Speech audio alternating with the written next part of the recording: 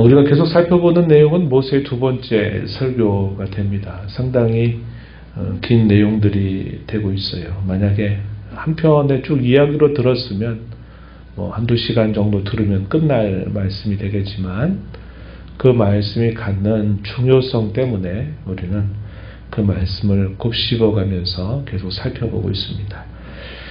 오늘부터 읽어가는 이 신명기 12장에서부터 이 두 번째 설교의 마지막인 26장까지의 내용은 소위 신명기 법전이라고 부르고 있습니다. 모세의 설교의 마지막, 두 번째 설교의 마지막은 이 신명기 법전을 쭉 설교하는 내용들이 소개가 되고 있어요. 그래서 오늘 우리가 읽은 말씀 1절에 보면 이렇게 시작했어요. 내 조상이 하나님 여호와께서 내게 주셔서 차지하게 하신 땅에서, 약속의 땅을 말하죠. 너희가 평생에 지켜 행할 규례와 법도가 이러하다, 이렇게 얘기하셨죠. 26장에 가서 보면 그 내용이 또 응답을 받아가지고 또 그러한 내용들을 소개합니다. 그래서 이 12장에서부터 시작해서 26장까지의 내용이 바로 그들이 하나님의 약속의 땅에 들어갔을 때 지켜 살아야 될 법도와 규례에 대해서 쭉 설명해 주고 있다, 이렇게 우리가 이해할 수 있습니다. 그래서 우리가 이것을 두고 신명기 법전이다, 이렇게 부르곤 한 것입니다. 전체적인 내용은 오늘 우리가 이제 살펴가는 내용을 시점으로 해서 쭉 살펴갔는데, 10계명의 전체적인 내용들에 대한 이런 좀 더 구체적인 설명들이 담겨 있다. 여러분들이 이렇게 염두에 두시면서 이 내용들을 살펴가면 도움이 될 것입니다. 이 10계명의 내용은 우리가 주일오후 시간에서도 살펴본 것처럼 이 10계명의 내용은 우리를 향하신 하나님의 기뻐하시는 뜻이다. 그 뜻에 대한 가장 간략한 요약이 바로 이 10가지의 계명으로 표현되고 있다 하는 것이고, 이 계명의 내용을 우리가 이해하려고 하면 굉장히 넓은 폭으로 이것이 적용이 된다고 하는 사실들을 우리가 생각해 봤습니다. 그래서 예를 들어 무엇을 하지 말아라 하는 명령으로 계명이 주어지면 하지 말 것에 대한 내용뿐만 아니라 반대로 그러면 이걸 하지 않는다면 무엇을 해야 되는가 하는 것까지 넓게 생각을 해야 된다. 반대로 이것을 너희가 행하라 했을 때는 그런 명령의 반대, 그러면 이런 것들은 하면 안 되겠구나 하는 것들이 역시 포함이 된다 하는 겁니다. 그래서 그 계명은 단순히 문자적으로 전달되는 것을 우리가 전부로 삼을 것이 아니고 그것에 대한 여러 구체적인 그런 상황들을 우리가 생각하면서, 무엇보다도 그 계명을 이해하는 중요한 원리는 하나님이 어떠한 마음으로 이 계명을 주셨는가를 살피는 것으로부터 그 계명을 우리가 더 깊게 이해할 수 있다는 것을 우리가 여러 시간들을 통해서 살펴봤습니다. 사실상 우리가 하나님 말씀을 읽을 때마다 가장 중요한 우리의 마음가짐은 바로 그런 자세입니다. 내가 이 말씀 중에 어떤 말씀이 내게 다가오느냐가 중요한 포인트가 아니고, 하나님께서 이러한 말씀을 주시고자 하시는 그분의 의도, 때로는 숨은 뜻, 그것을 주시는 그의 의중을 우리가 잘 살피면서 말씀을 읽게 된다면 그 말씀의 좀 더 깊은 뜻을 우리가 깨닫고, 또 그것이 우리가 살아간 구체적인 삶 속에서 얼마나 세세하게 적용될 수 있을지 우리가 깨닫게 된다 한 것입니다. 그래서 계명을 이해할 것에 대해서 우리가 살펴봤고, 이 신명기 법전의 내용은 이 10계명의 내용을 조금 더 확장을 해서 이렇게 그 가르침을 우리에게 주고 있다, 이렇게 생각을 하시면 아마 도움이 많이 될 것입니다. 한번 내용들을 살펴보도록 하겠습니다. 먼저 우리가 읽은 앞부분의 첫 번째 주어지는 내용들은 그들이 장차 들어갈 그 가나안 땅을 맞닥뜨리게 될 때 그 가나안이 오랜 세월 동안 그들이 섬겨왔던 신들, 또 그 신을 섬기기 위해서 만든 여러 우상들, 또 이런 관계된 모든 것들을 그것을 척결해야 된다 하는 사실을 강조하고 있습니다. 가나안에 있는 모든 신전들을 다 파멸시켜라 하는 명령을 주신다 하는 겁니다. 이제 오늘날의 우리의 배경과 이제 여러 상황은 좀 다른 차이를 가지고 있어요. 뭐 이런 말씀을 읽고서 이 말씀을 적용한다 그래서 옛날에 단군 신전 세워놨다고 밤에 가서 그거 부셔뜨리고 하나님 뜻 행했다 이렇게 또 막 하는 그런 경우도 있습니다. 이런 부분들은 적용에 있어서 극단적으로 하는 적용이다. 이런 부분들은 우리가 이런 시대에 있어서 좀 잘 분별해서 조심할 필요가 있다는 겁니다. 그러나 당시에 이스라엘 자손들이 들어갈 그 땅에는 곳곳마다 그들이 섬기는 이 신과 관계된 모든 것들이 곳곳마다 있어요. 우리나라도 어떻습니까? 산 좋고 물 좋고 또 이런데 정말 경치 아름다운 곳에 딱 가면 뭐가 자리 잡고 있어요? 네, 절이 자리 잡고 있습니다.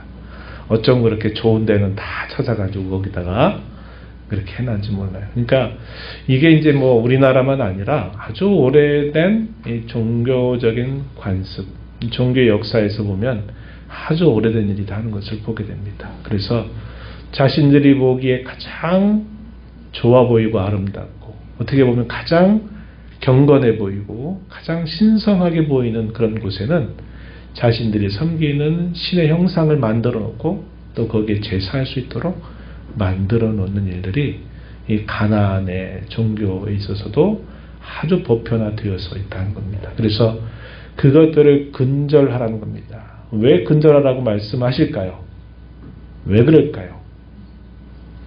그렇죠. 우상을 섬기게 될까봐. 그렇죠. 그런 것도 있고. 좀 더 궁극적으로 얘기하면 너희가 그것을 근절하지 않으면 그 우상들이 너희를 결국은 파멸시킬 것이기 때문이다 이 말이죠.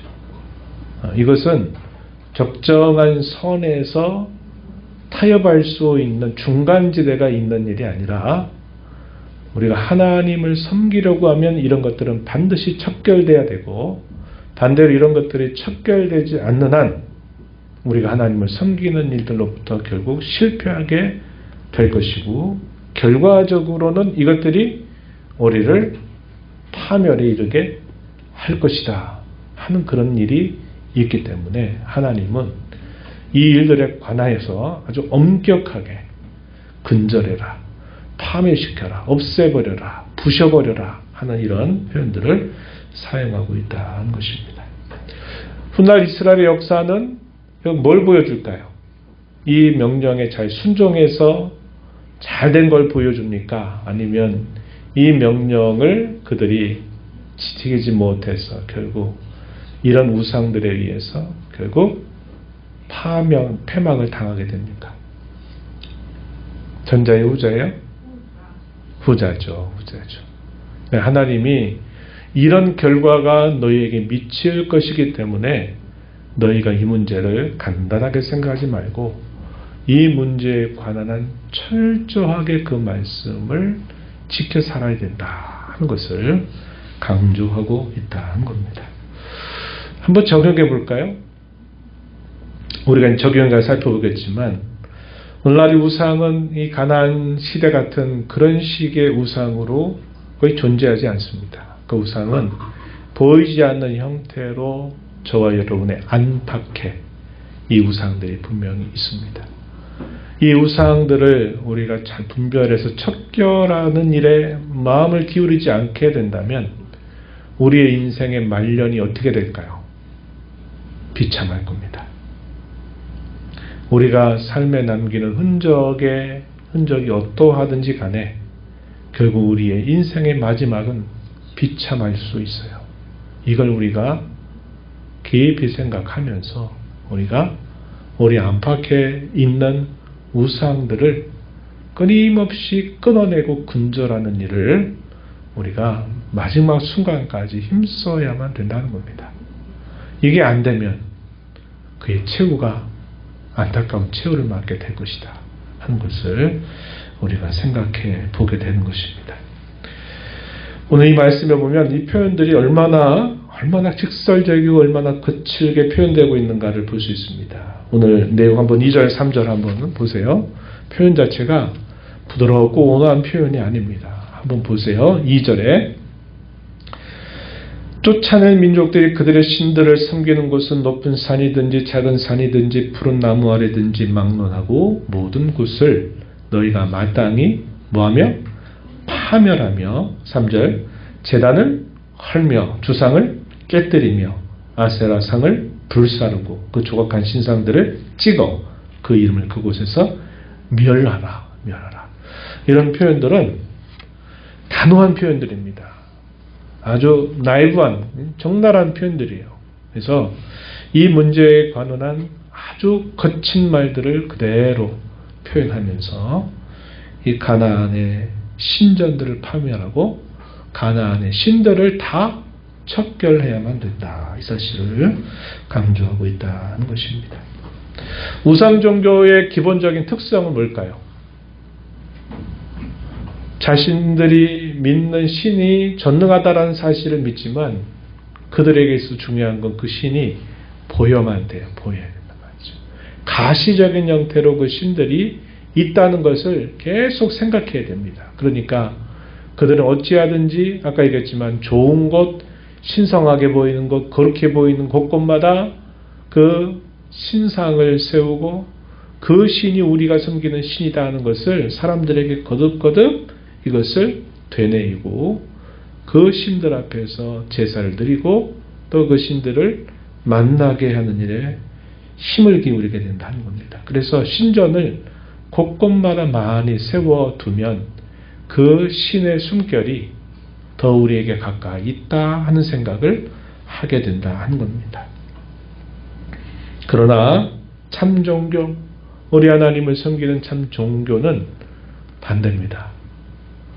하나님이 곳곳마다 제단을 쌓아서 그곳에서 하나님의 이름을 부르는 일들은 옛날에는 어느 정도 허용이 됐어요. 족장들이 가는 곳곳에 여기도 하나님이 계시다는 사실을 그들이 체험하고 거기에 돌로 제단을 쌓고 흙으로 제단을 쌓아서 거기서 여호와 이름을 부르며 예배하는 일들을 했습니다. 그러나 이제 가나안 땅을 그들이 차지하게 되면서 그들이 해야 될 일은 곳곳에 이렇게 자기의 신들을 부르고 세우는 그 신당들, 그런 산당들 이런 것들을 다 없애버려야만 된다는 겁니다. 그리고 어디에 하나님이 하게 하시느냐, 내 이름을 두려고 택한 그곳에, 이렇게 오늘 우리가 읽은 본문 보면 이 표현이 여러 가지로 반복되고 있죠. 하나님이 정해주신 장소에다가 그러한 쉽게 말하면 성전이죠. 성전을 세우라는 겁니다. 아무 데다 그렇게 하지 말라는 거예요. 그래서 하나님은 중앙 성소에서 예배할 수 있도록 성전을 세우게 하신 일 외에는 다른 곳곳에 있는 모든 산당에 있는 것들은 다 치워버려라 이렇게 얘기하는 겁니다. 그 하나님은 본질적으로 어떤 분이시냐? 하나님은 천지에 충만하신 분이시다는 겁니다.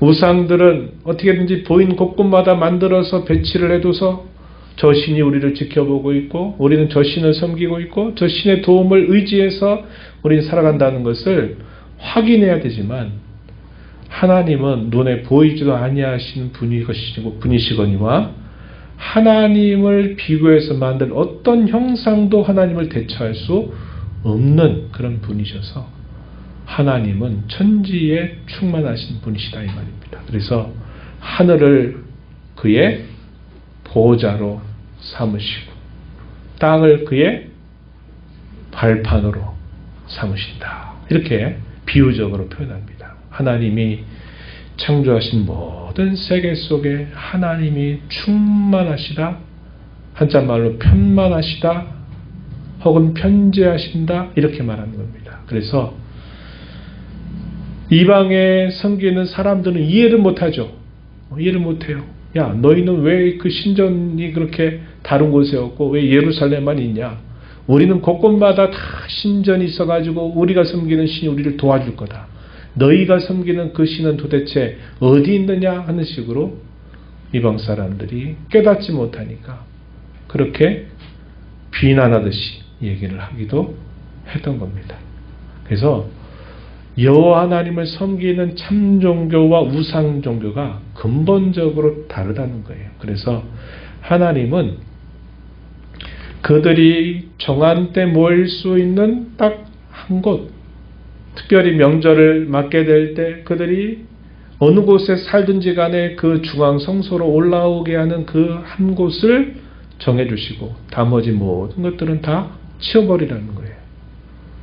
근데 안타깝게도 이스라엘 역사는 뭘 보여줍니까?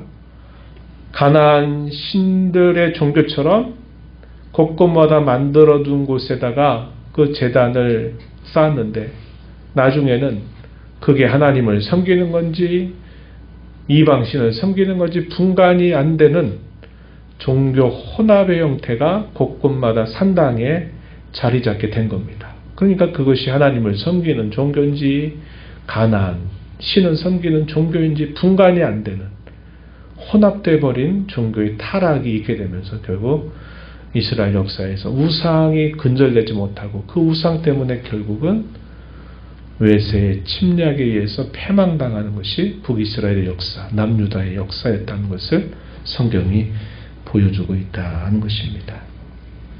하나님은 필요한 한 곳 예루살렘에 내 이름을 두려고 택한 그곳에 하나만 지어라. 그래서 이곳에 이제 훗날에 뭐가 세워집니까? 예루살렘 성전이 이곳에 세워진 겁니다. 솔로몬 시대에 성전이 세워지게 됐어요. 이곳은 예전부터 준비되었던 곳이죠. 언제부터?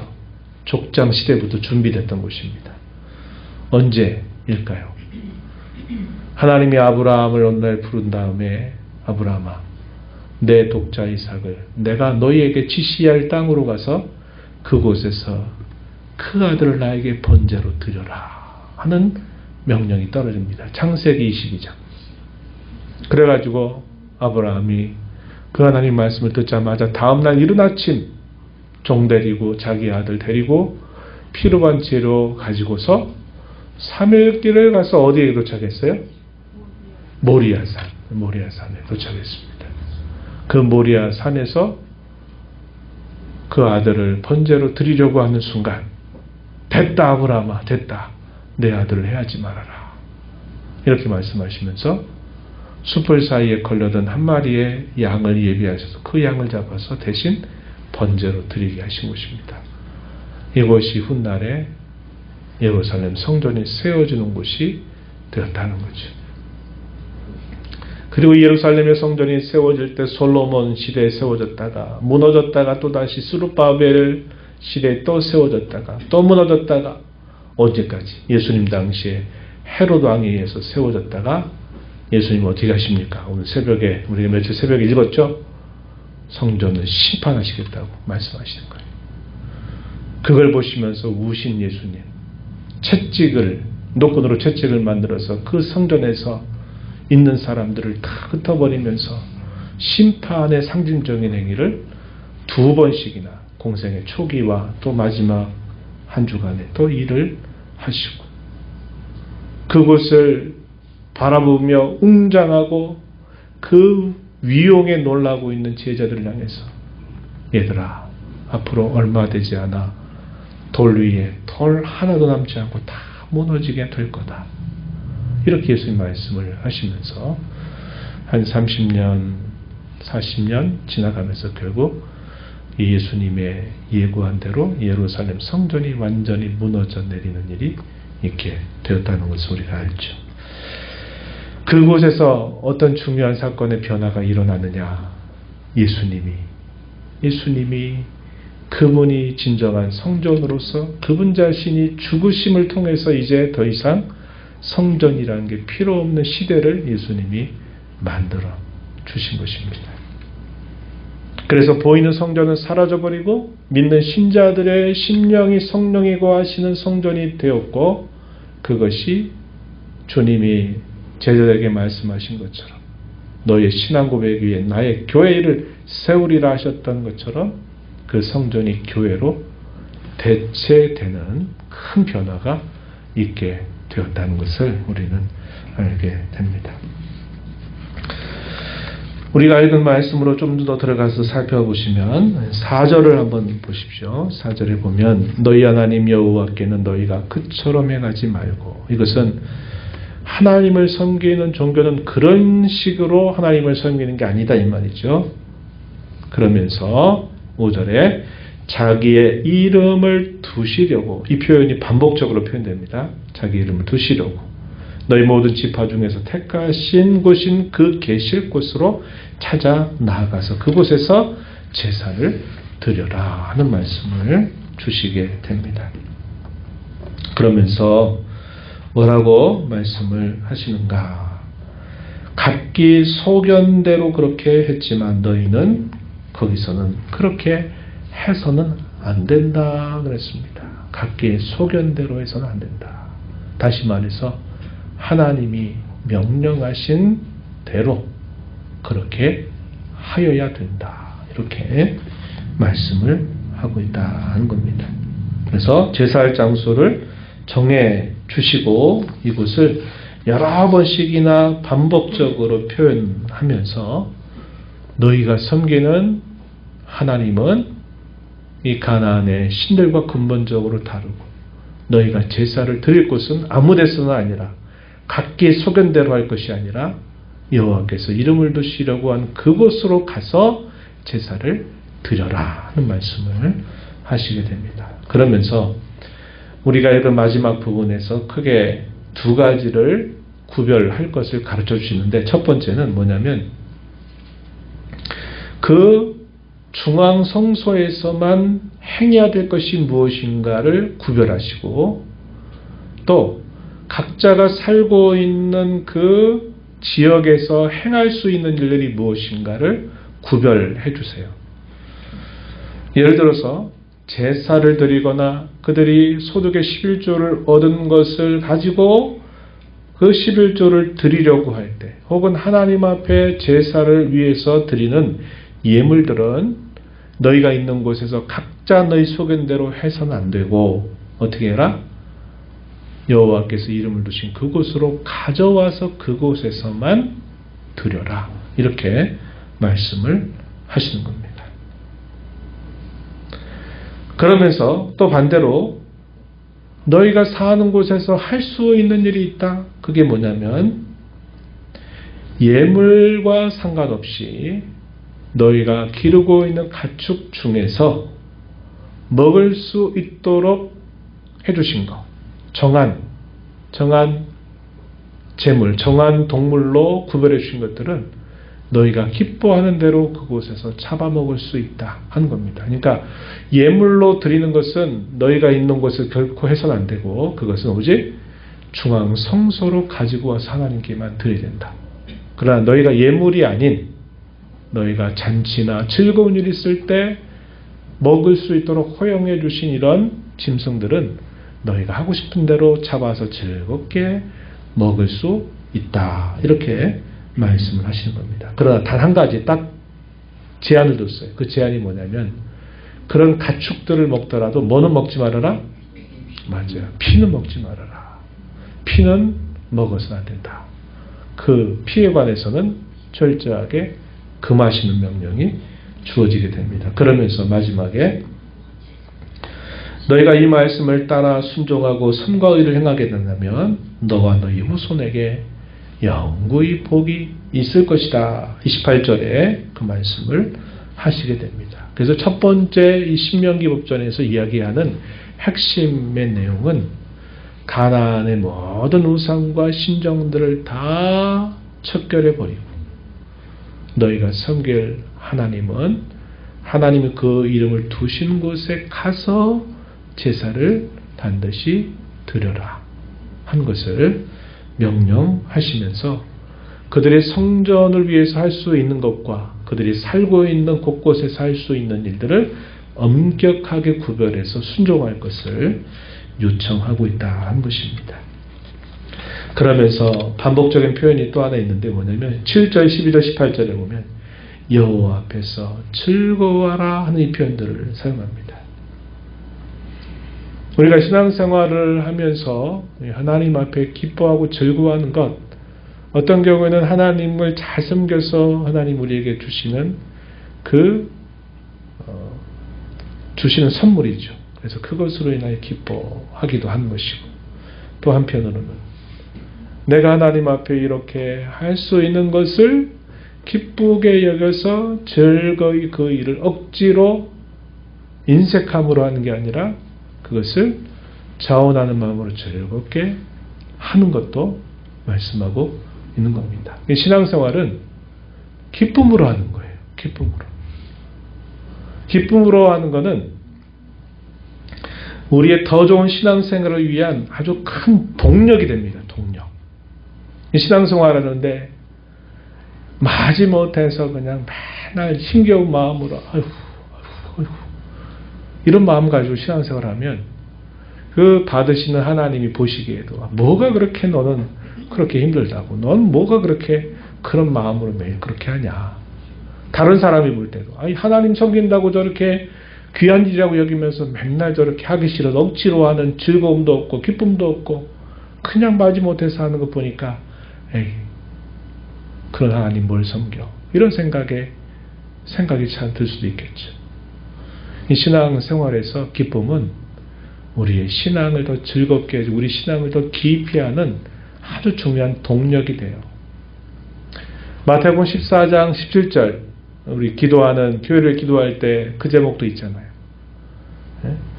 말씀이 흥왕의 새로 그렇고 성령의 위로 가운데 평안 가운데 든든히 서갈 뿐만 아니라 우리가 함께 이루어야 될 우리의 신앙의 열매를 뭐라고 표현하느냐. 하나님의 나라는 먹고 마시는 것이 아니라 오직 성령 안에서 의와 평강과 희락이라. 여기서 말한 희락, 즐거움, 기쁨. 신앙생활 하면서 때로는 우리가 고난을 피해갈 수 없고 이 고난을 비껴가서도 안 되고 고난을 뚫고 가야 되지만 그러나 우리 마음속에 이 신앙에 대한 신령한 기쁨이 있어야만 돼요. 그것은 우리가 하나님 앞에 믿음으로 드리는 것에 대한 하나님이 우리에게 주시는 선물이기도 하지만 또 한편으로는 우리 편에서 봤을 때는 우리가 하나님을 섬길 수 있는 것 자체에 대한 이 즐거움이 우리에게 반드시 동원되어야만 된다는 것을 가르쳐 주는 겁니다. 여러분 신앙생활 하시는 거 어떠세요? 즐거우세요? 정말이에요? 네. 즐거우셔야 됩니다. 즐거우셔야 돼요.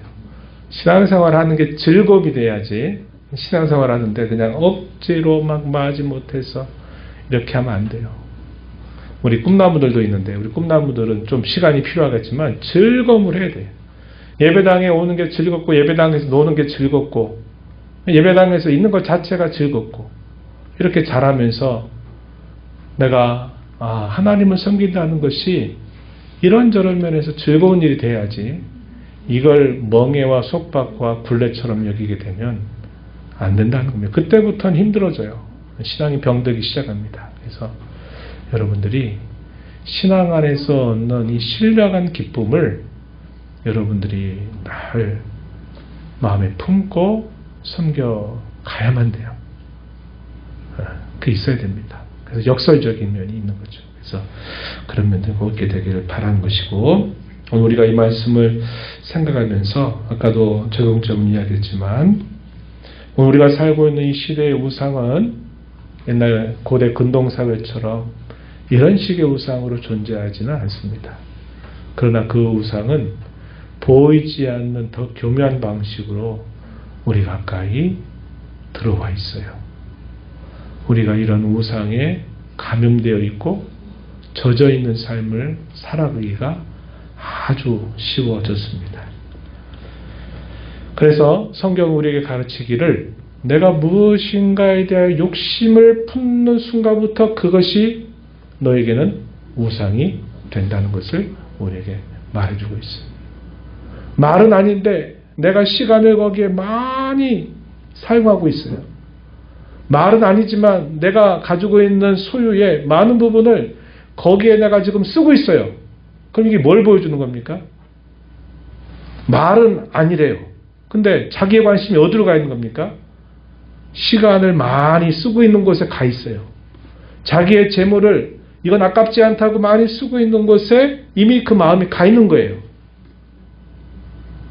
그게 하나님의 나라와 하나님과 관계돼서 그분의 영광을 위해서 하는 것이라면 좋지만 그게 아니라 다른 쪽으로 나는 아니라고 말하지만 계속 내 시간과 재물을 그곳에 많은 걸 하려고 했다면 내 마음은 거기 가 있는 거예요. 아무리 입술로 아니라고 말해도. 탐심이고 우상수입니다. 이렇게 성경은 우리를 말해주는 겁니다. 이런 우상들을 우리가 깨어서 근신하고 이걸 분별하지 못하고 끊어지 못하면 우리가 하나님 앞에 예배하는 예배 생활이 어떻게 될까요? 어떻게 될 것 같아요? 황폐해집니다. 금방 얘기했지만 신령한 기쁨이 없어요. 없어져 버려요.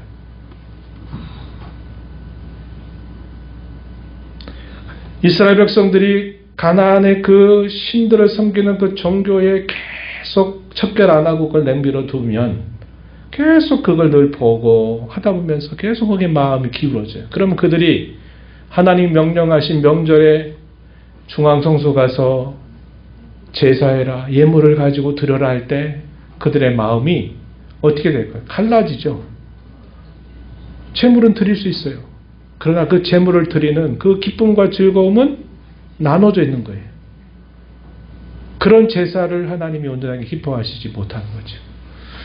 오늘 우리와 안팎에 있는 우상들에 대하여 우리가 척결하지 않고 예배생활, 그 예배생활이 즐거울 수 없습니다.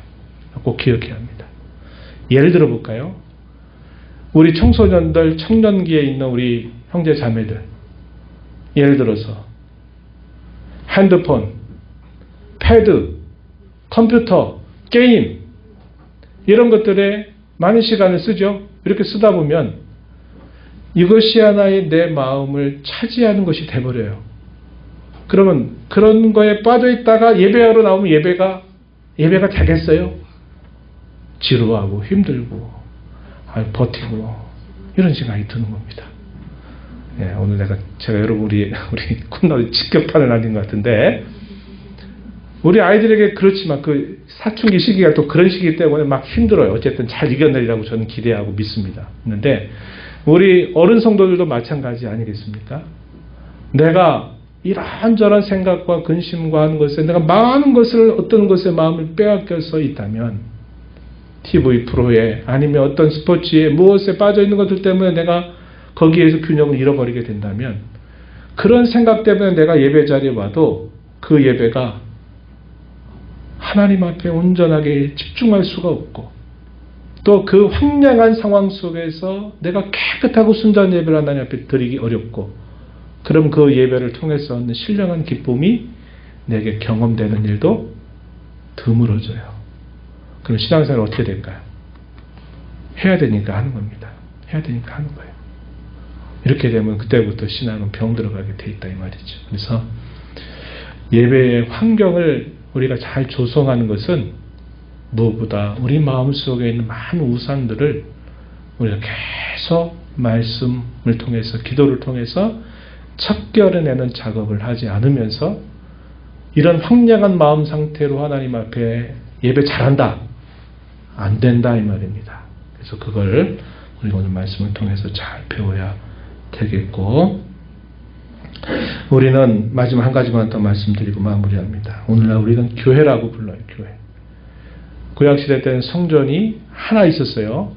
아무데나 있는 게 다 성전이 아니에요. 성전의 조건은 하나님이 이름을 두시려고 정해주신 곳에 세워진 하나님의 집을 성전이라고 말해요. 예를 들어 다른 지파에서 자기가 있는 곳곳에다가 거기다가 이거 여호와의 성전이야 이렇게 해놓으면 그게 성전이 됩니까? 성전 아니에요. 그거는. 그런 거 다 없애버리라고 했잖아요. 결국 예수님의 죽으심과 부활을 통해서 눈에 보이는 성전은 없어졌어요. 그럼 누가 성전이냐? 교회로 대처됐죠. 교회가 뭐라고요? 건물이 아니라 뭐라고 했습니까? 구원받은 신자들의 모임. 작게는 구원받은 신자들을 교회라고 불러요. 그래서 우리를 뭐라고 얘기합니까? 주일날 정한 장소에 정한 시간에 모인다. 그럴 때 우리가 이걸 모이는 교회다. 이렇게 부르고 우리의 삶으로 다시 돌아가면 그때 뭐라고 불러요? 흩어진 교회. 모여도 교회요, 흩어져도 교회입니다. 그럼 우리가 어떻게 살아야 됩니까? 예배당에 올 때만 거룩한 척 예배자처럼 살아고 우리가 살아가면 집으로 가면 학교 가면 아니면 직장에 가면 그냥 아무렇게나 살아도 된단 말입니까? 안 되는 거예요. 우리는 모여도 교회, 흩어져도 교회입니다. 하나님의 영을 우리의 마음에 모시고 살아가는 거룩한 성전들이라는 거예요. 누가? 우리 각자 모두가. 그러니까 그것을 우리가 기억하면서 우리를 변화시켜주는 신분에 합당하게 살아가는 저와 여러분이 되어야 하겠습니다. 하나님 아버지, 오늘도 저희들을 불러주셔서 주님의 말씀을 통해서 특별히 이스라엘 자손들에게 무엇보다도 고대 근동에 있는 이런 종교와 신상들을 근절하고 척결하지 않으면 그 우상들이 결국은 그들을 망하게 할 것을 내다보신 하나님이 이 일은 정말 중요하다. 아무 곳에나 성전이라고 신전이라고 세워두지 말고 내가 택한 그곳에만 성전을 세우고 모든 것들을 다 척결해 버리라고 주님 말씀해 주셨습니다. 그 말씀에 대한 불순종과 또 이방 종교와의 혼합으로 말미암아 결국 그들은 약속의 땅에서 패망을 당했고 쫓겨나는 삶을 살았던 것을 기억합니다. 오늘 저희들을 사랑하시고 구원하신 하나님의 은혜를 감사하면서 저희를 참 성전 삼으셔서 주님의 교회로 삼아주신 것을 기뻐하면서 저희가 모일 때도 흩어져 살 때도 교회라고 하는 이 놀라운 신분을 기억하면서 하나님을 참되게 모시고 즐거움으로 섬겨가는 저희들 되도록 인도하여 주옵소서. 예수님 이름으로 기도드리옵나이다. 아멘.